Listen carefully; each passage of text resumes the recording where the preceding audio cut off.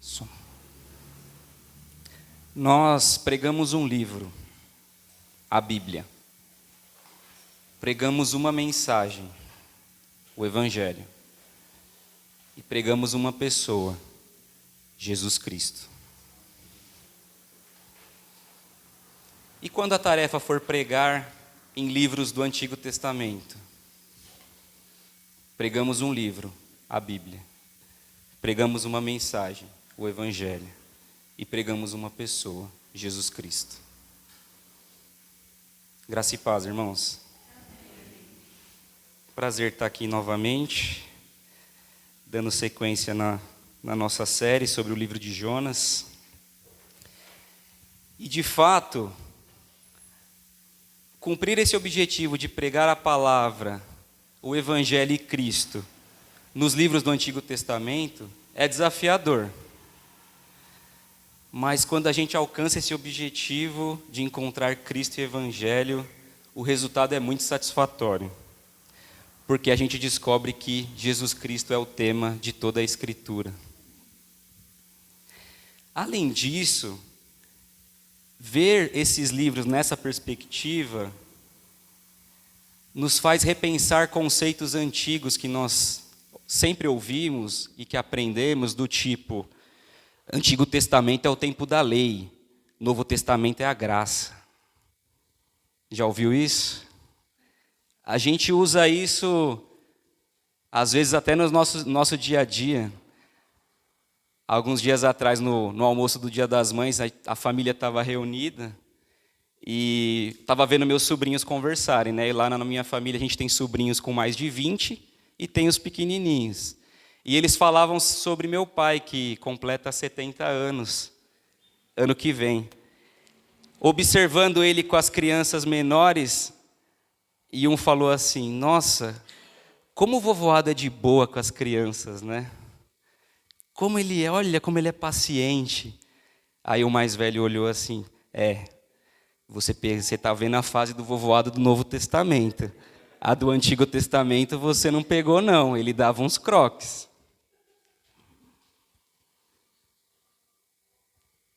Mas, quando a gente aprende a olhar o Antigo Testamento e procurar identificar os atributos de Deus revelados ali, colocando Deus como o protagonista da história, buscando aí identificar quais são os atributos que ele como ele se revela, nós vamos perceber que o Deus de amor, compaixão e graça está presente.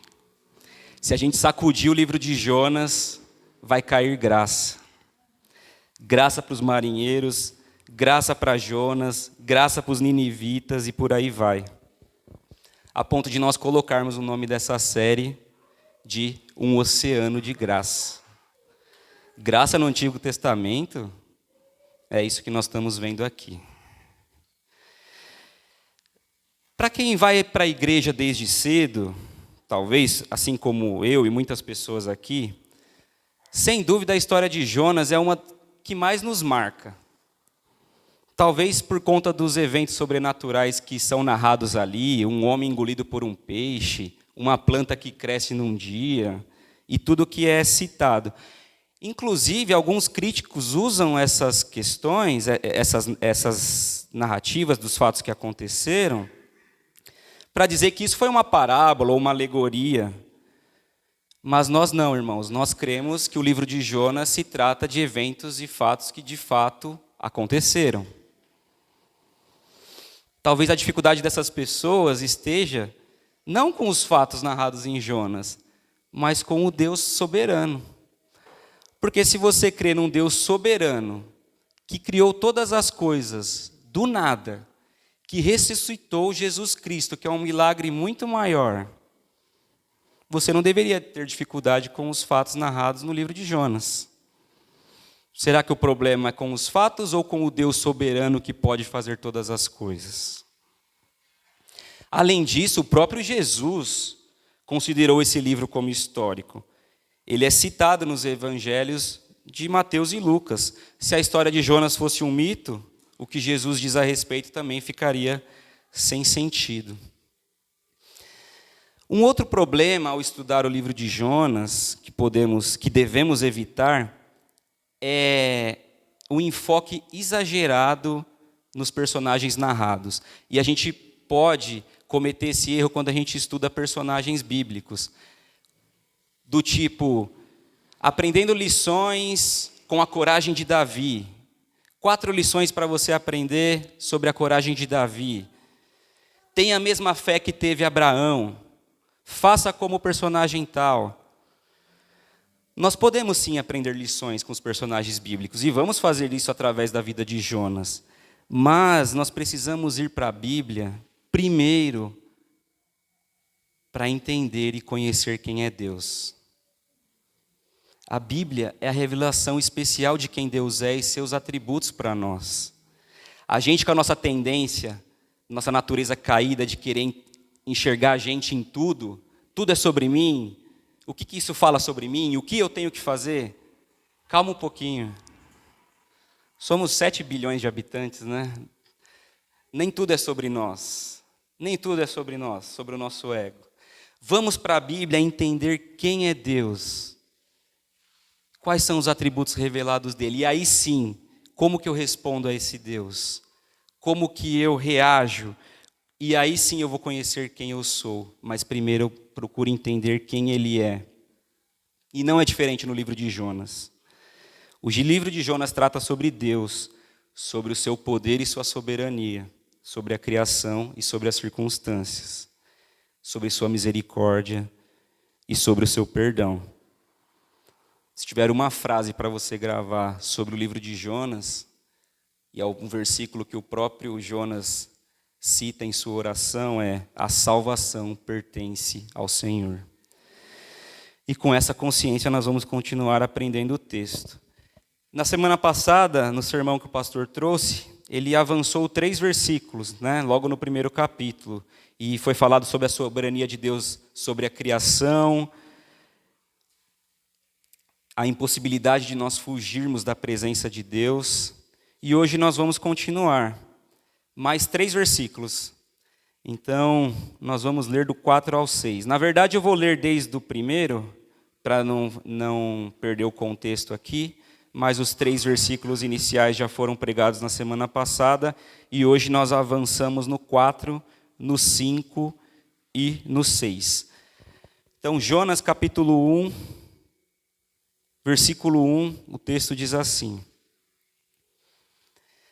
a palavra do Senhor veio a Jonas, filho de Amitai.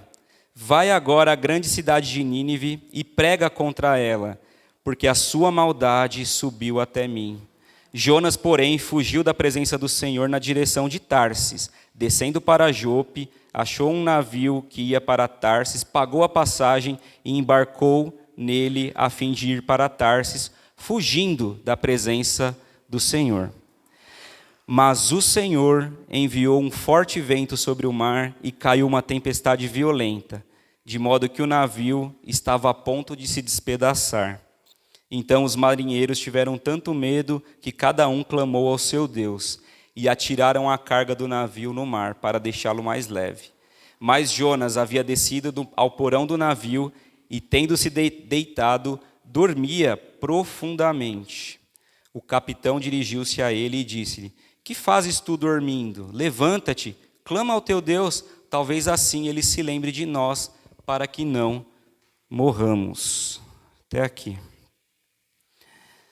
Pai, obrigado mais uma vez, Deus, pela oportunidade de nos reunirmos em torno da Tua palavra, Pai, para aprendermos mais do Senhor, da Tua vontade, dos Teus atributos, Pai, e como nós respondemos a tudo isso.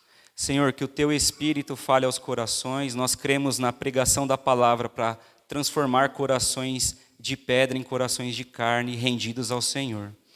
Então, nós oramos que o Senhor tenha misericórdia de nós e fale conosco nessa manhã. No nome de Jesus, nós oramos. Amém.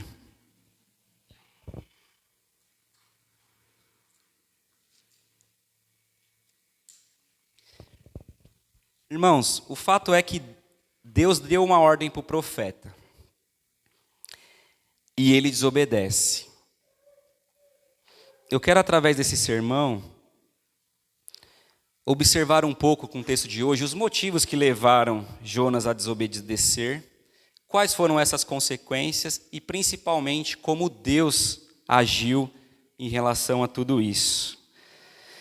Por que Jonas desobedeceu? Ele era um profeta de Deus. Deus fala, levanta e vai. Por que Jonas desobedece? Ao longo do livro, os motivos de Jonas ter desobedecido vão ficar cada vez mais claros.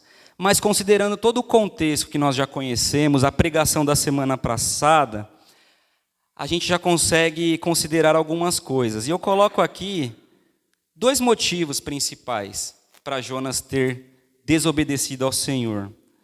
O primeiro, ele não via nenhum sentido prático na missão. Jonas foi um profeta do Antigo Testamento, o único profeta do Antigo Testamento a ser enviado para pregar para um outro povo. Os profetas eram levantados para pregar ao povo de Israel, mas Jonas não, ele foi levantado por Deus para pregar para um outro povo.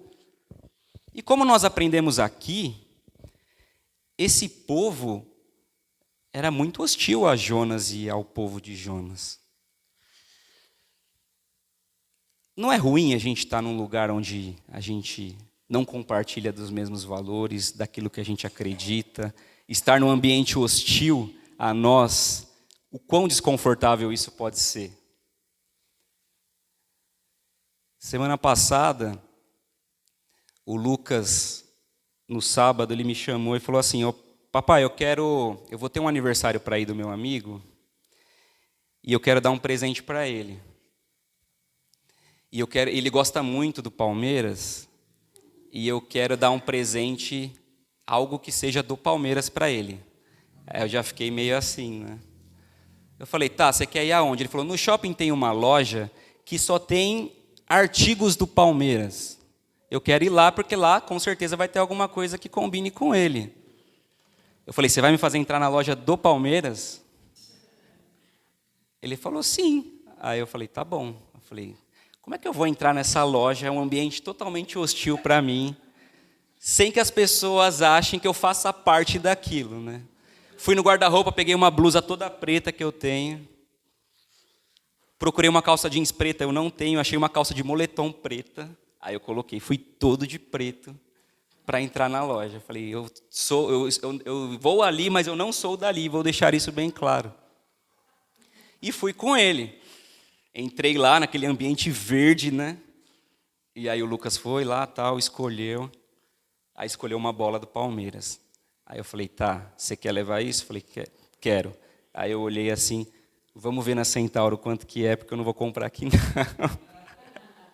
Fui lá na Centauro, achei a mesma, paguei mais barato, mas não dei dinheiro para a loja do Palmeiras. Irmãos, a gente se sente desconfortável quando não é o nosso meio. Mas claro que aqui eu estou trazendo de forma, só uma ilustração, mas a gente aprendeu aqui semana passada que esse povo não era só uma questão de afinidade. Esse povo aqui, ele era cruel.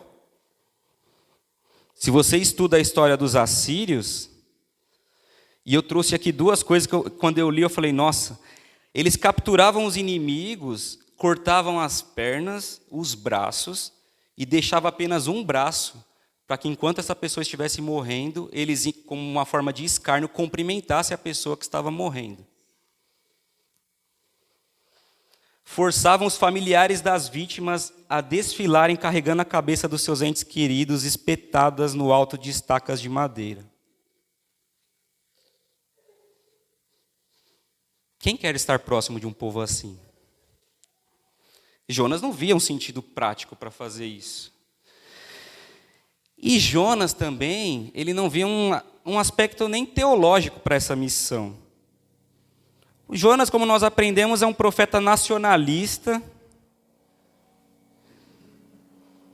Na cabeça dele, Deus tem que trazer paz para Israel e juízo para os inimigos da nação. Tem um outro livro de um profeta, chamado Naum, que o tema desse livro é a condenação do povo de Nínive. por conta da maldade desse povo. Há teólogos que defendem que esse livro é datado antes de Jonas. Se ele é datado, de fato, antes de Jonas, tinha mais um motivo para Jonas não querer fazer, porque ele falou, já tem uma profecia que vai destruir esse povo. Jonas, conhecendo Deus, ele falou, se eu pregar para esse povo se arrepende, então eu vou fazer de um profeta de Deus um mentiroso?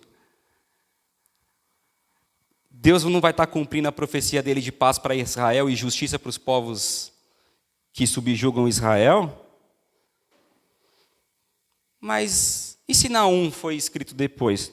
Não muda o fato para o profeta que Deus tem que trazer paz para Israel e juízo para os inimigos. Então, mesmo que você não concorde que Naum foi escrito antes ou depois, não muda o fato que para Jonas não havia sentido na missão, nem prático, nem teológico.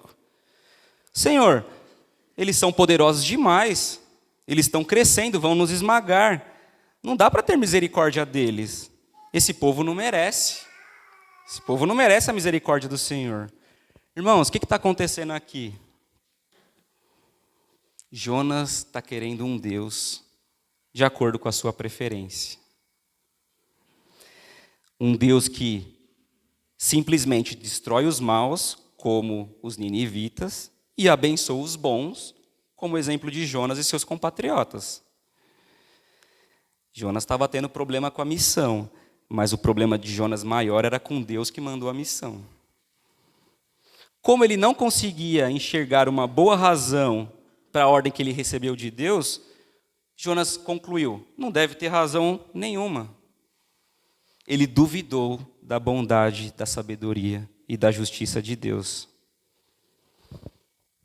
Senhor, eu acho que o Senhor está totalmente errado, mas como eu não posso brigar, eu vou fugir. Não conte comigo para essa missão.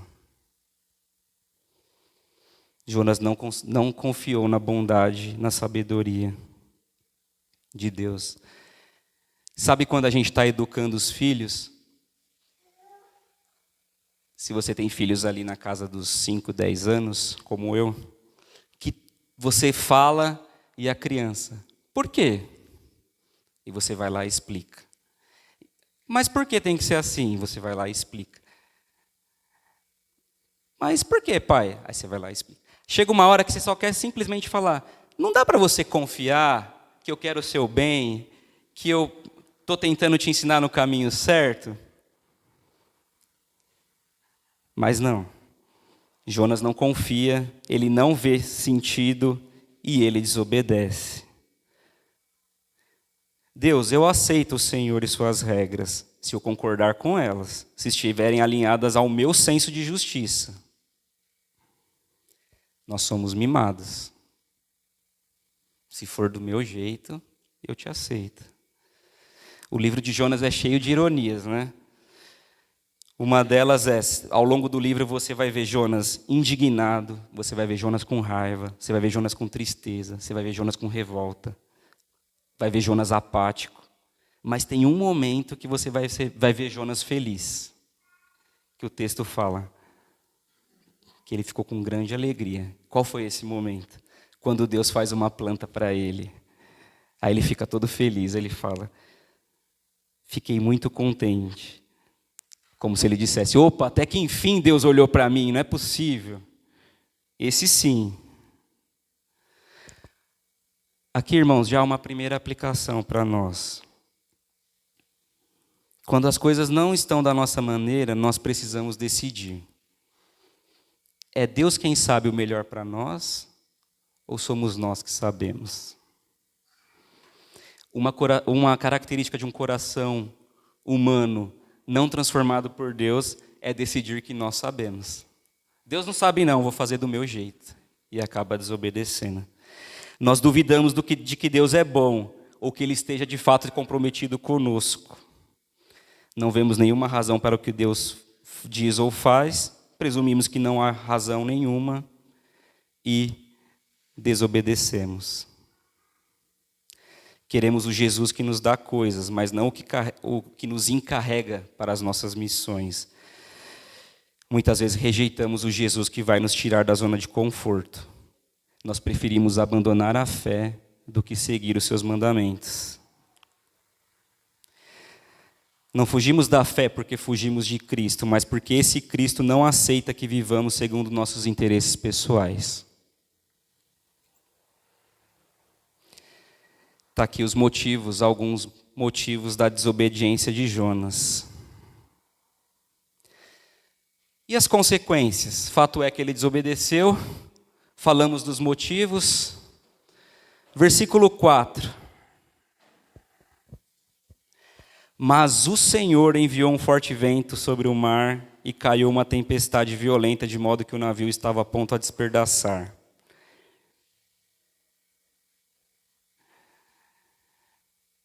Mais uma ironia no livro de Jonas, né? Porque mais para frente no livro, os marinheiros vão perguntar para Jonas quem ele é, de onde ele vem, o que ele faz, qual é a ocupação dele. E olha o que Jonas responde: eu sou hebreu, adorador do Senhor, o Deus do céu, que fez o mar e a terra seca. Jonas estava querendo fugir pelo mar que Deus criou. Coragem, né? Ele reconhece que Deus é o criador do mar e ele acha que pode fugir pelo mar que Deus criou. Todo ato de desobediência tem uma tempestade vinculada a si. Um outro aprendizado para nós nesse texto. Todo ato de desobediência tem uma tempestade vinculada a si. Essa é uma notícia desanimadora. E é isso que nós encontramos nos livros de sabedoria, principalmente Provérbios no Antigo Testamento. Há consequências para os nossos pecados. Os pecados não passam impune. Nós só precisamos ter cuidado que isso não quer dizer que toda dificuldade que aconteça nas nossas vidas é punição de algum pecado que nós cometemos. O livro de Jó, que foi citado aqui, é um bom exemplo da crença comum que pessoas... É um livro que contradiz essa crença de que pessoas boas terão uma vida que tudo corre bem e que uma pessoa que não vive de uma maneira correta vai ter tudo indo mal e que a culpa deve ser dela. Nós estudamos Eclesiastes aqui também, que a vida tem as suas exceções e as suas contradições. Nem sempre a relação de causa e efeito estarão presentes. A Bíblia ensina que nem toda dificuldade é consequência do pecado, mas ela ensina que todo pecado terá as suas tempestades. Não dá para tratar mal o corpo e querer ter uma boa saúde. Não dá para tratar mal as pessoas e com indiferença e querer a amizade delas. Não dá para ser egoísta e querer viver em uma sociedade funcional, em harmonia e que funcione para todos. Há consequências, Deus pune o pecado. Provérbios 16, 5, o Senhor detesta os arrogantes, com certeza eles não ficarão impunes. E às vezes o próprio pecado nos pune. Provérbios 21, 7, a violência dos ímpios o leva à ruína, porque eles se recusam a praticar a justiça. Por vezes na nossa vida a gente costuma analisar as circunstâncias como aprovação ou reprovação de Deus. Mas Deus pode querer que a gente siga pelo caminho difícil. Às vezes o que Satanás quer é que a gente entre pelas portas que estão arreganhadas. Não podemos ser guiados pelo que é fácil ou pelo que é difícil. Nós precisamos ser guiados pela palavra de Deus. Portas abertas nem sempre indicam a aprovação de Deus para que passemos por elas. O pecado às vezes é o caminho mais fácil e é a porta onde tudo vai dar certo. A santidade às vezes machuca e maltrata. Para Jonas ia doer muito ir pregar para os assírios.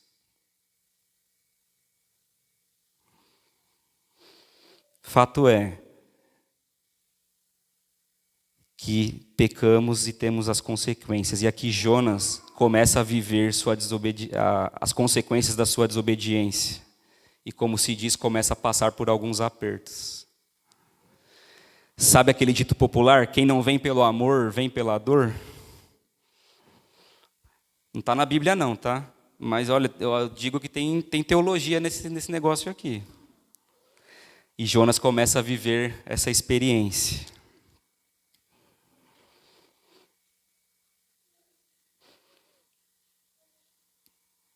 Uma das consequências de nós desobedecermos e começar a ter essas consequências, no caso a tempestade que Jonas estava para sofrer, também é que a desobediência ela nos distancia de quem nós devemos ser.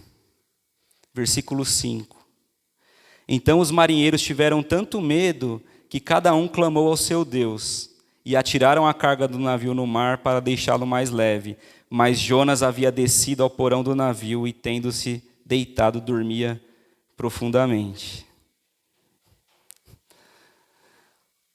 Os marinheiros ali, que não conheciam o Deus de Israel, mas estavam dando um jeito, clamando cada um ao seu Deus para livrar daquela situação.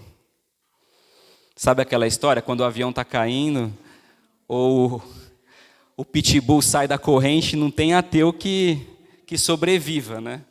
Ali os marinheiros começaram a clamar, usando os recursos que tinham, começaram, e pelo contexto, eram marinheiros experientes, logo eles vão perceber, e pelo texto na sequência vocês vão ver, que não era normal aquela tempestade, havia algo sobrenatural acontecendo, nenhum marinheiro experiente conseguiria, não era o normal, o habitual deles, e eles começam ali a jogar as coisas, a clamar, cada um ao seu Deus, e Jonas.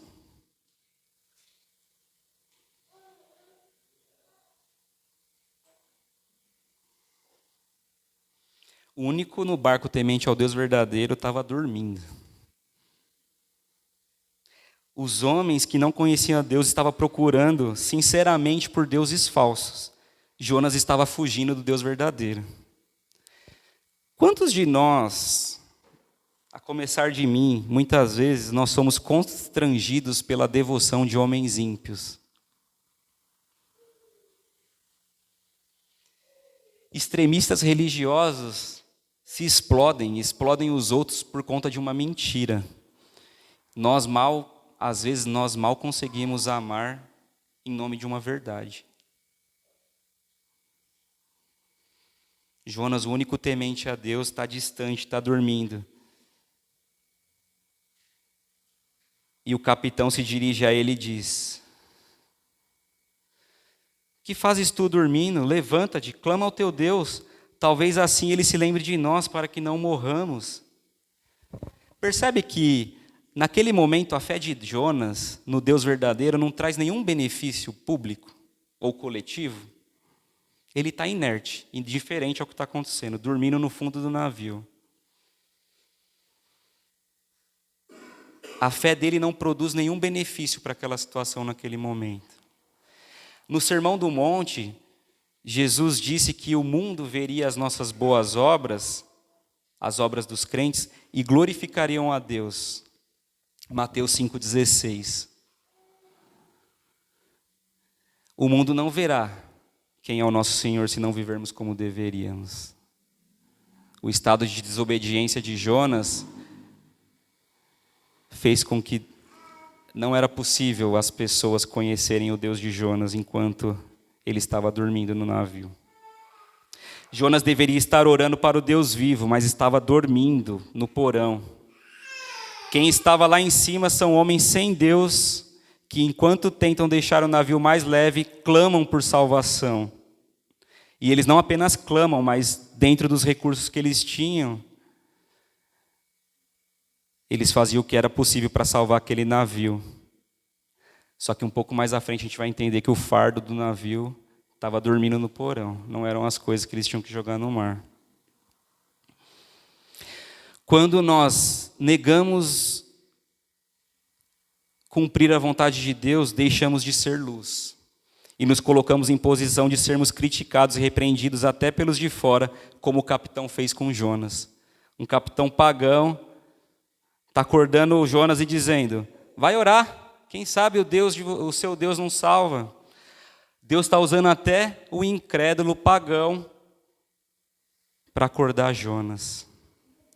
O capitão dirigiu-se a ele e lhe disse: que fazes tu dormindo? Levanta, clama o teu Deus. Talvez assim ele se lembre de nós, para que não morramos. Merecemos críticas do mundo quando, como igreja, não demonstramos amor visível por meio de ações práticas. Nos colocamos em posição de sermos criticados pelo mundo, quando a igreja, ela não, como Jesus ensinou no Sermão do Monte, não tem boas obras para que os de fora olhem e glorifiquem ao Deus que está no céu. É a situação da desobediência de Jonas. Essa é a situação dele, sofrendo as consequências da desobediência e sendo repreendido por um capitão pagão. O profeta desobedeceu e, em sua rebelião, decidiu ir embora. Eu falei que há uma má notícia de que os nossos pecados trazem consequências. Mas eu tenho uma boa notícia também, que o Evangelho ele nos concede uma segunda chance.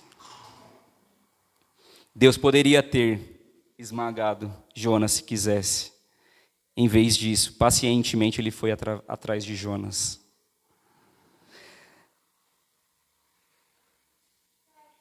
Esse livro, por muitas vezes ele é chamado o Evangelho da segunda chance.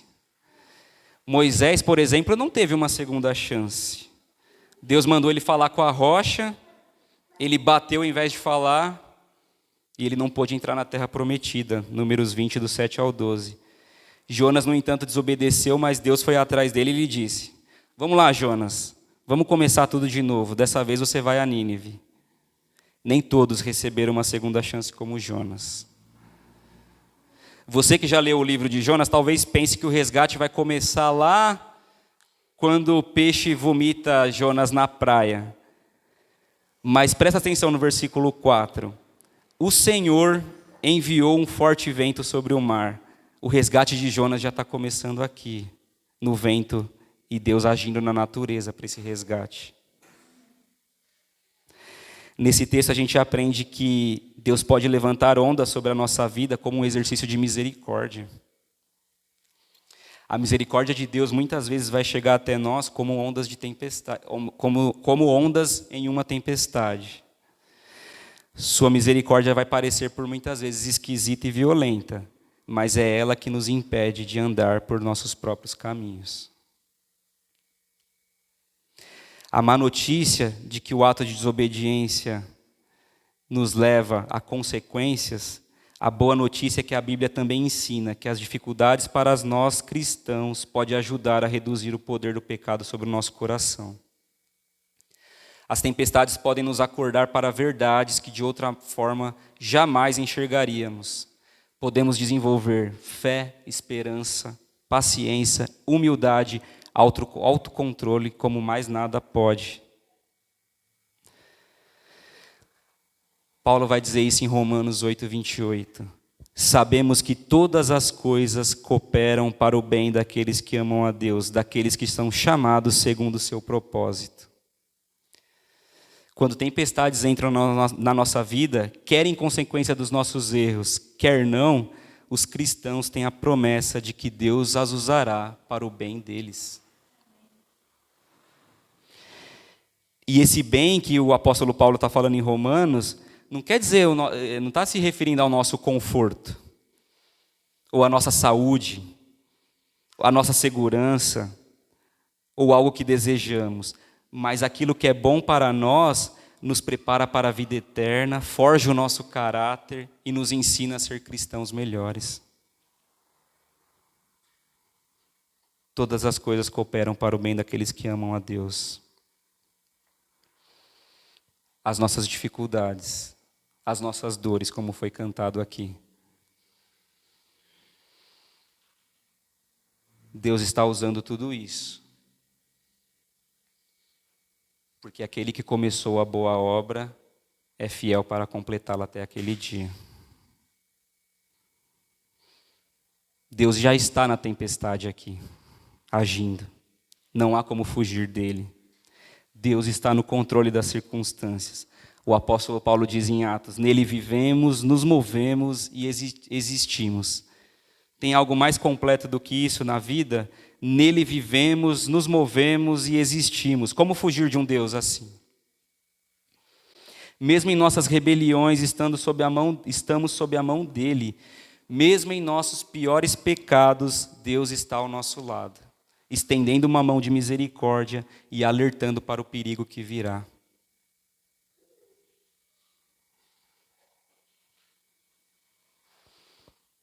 Deus está com misericórdia, nos oferecendo segundas chances. Irmãos, é melhor a tempestade como um ato de Deus para nos trazer de volta, do que a terrível tempestade que se levanta pelo furor da ira de Deus para executar punição daqueles que de forma obstinada fogem dele. Olha o que está escrito em Jeremias 23, 19 e 20. Aí está a tempestade do Senhor, a sua fúria foi desencadeada, um tufão gira sobre a cabeça dos ímpios. A ira do Senhor não recuará até que ele tenha executado e cumprido seus planos. Nos últimos dias entendereis isso claramente. É melhor estar na tempestade que Deus está enviando para nos trazer de volta, do que a tempestade da condenação. Nós tentamos fugir das dores do chamado, mas fugir do chamado dói muito mais. Ou nós vamos em direção ao chamado, ou vamos para longe de Deus. Mas saiba que nos dois casos o Senhor vai ao nosso encontro. Uma dica baseada no livro de Jonas que nós estamos estudando: talvez você não precise chegar ao ponto de ter algas amarradas na sua cabeça no fundo de um oceano para voltar. O convite hoje é para a obediência. Os meios de graça estão aí disponíveis para nós: oração, palavra, comunhão, para nós nos aproximarmos cada vez de Deus.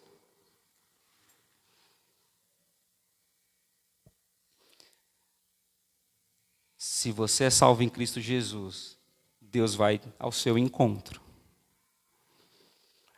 Mas a dica é: obedeça, siga os meios de graça.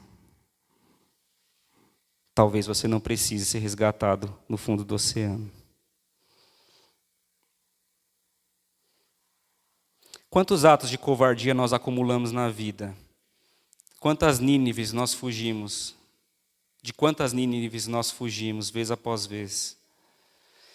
Há quem fuja covardemente do casamento porque a esposa não respeita como deveria. Há quem abandone covardemente o ministério porque a igreja não o valoriza. Se você tem fugido de Deus por qualquer motivo, hoje é um dia para arrependimento. E arrependimento tem a ver com mudança de direção. Mudança da direção de Nínive para Tarsis. Veremos no decorrer dessa história, não hoje, que a melhor atitude a se tomar é o do arrependimento. Vai chegar um momento em que Jonas vai olhar e dizer: eu sei que tudo isso é minha culpa. Ele não culpou os assírios, ele não culpou os israelitas, não culpou Deus. Ao contrário, ele reconheceu: foi por minha causa. E a Bíblia ensina que Deus tem compaixão ao contrito, quebrantado e arrependido que reconhece seus pecados.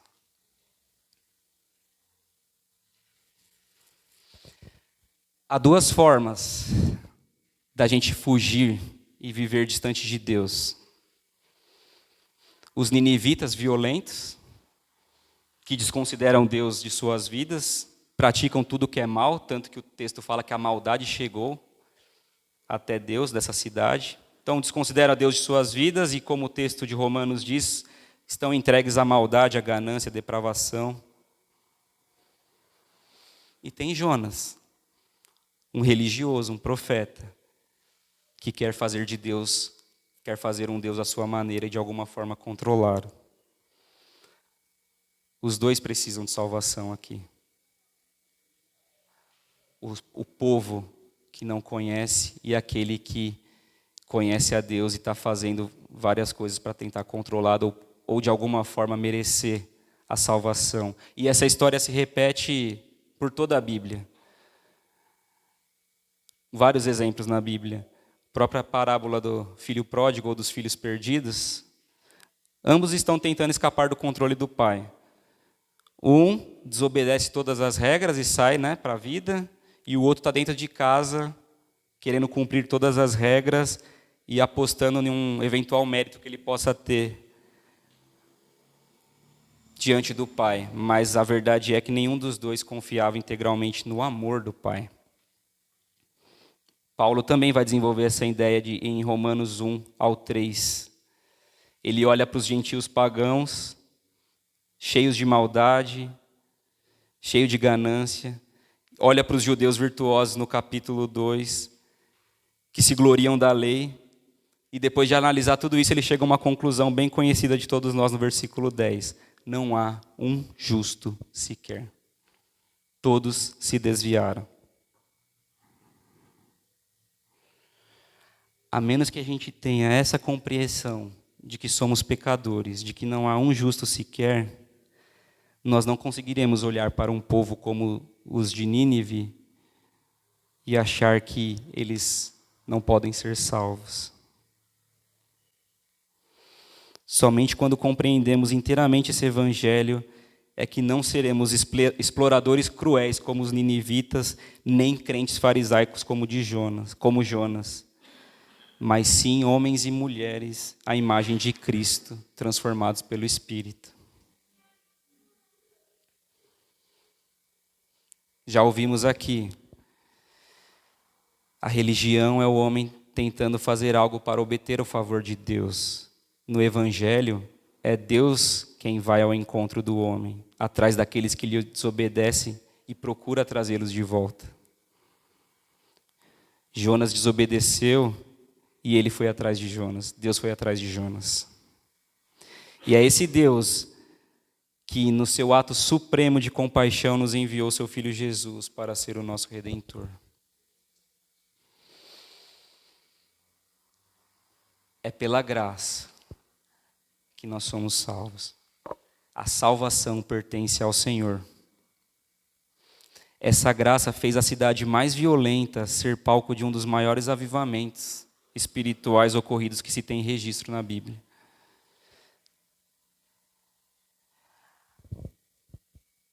A minha oração é que ao pegarmos no sono hoje, não seja o sono do desobediente, o sono do indiferente, que está fugindo da sua missão, mas que seja o sono de Jesus, que também dormiu numa tempestade, mas ali ele dorme, porque ele confia que tem um Deus no controle, todo-poderoso, e ele pode descansar.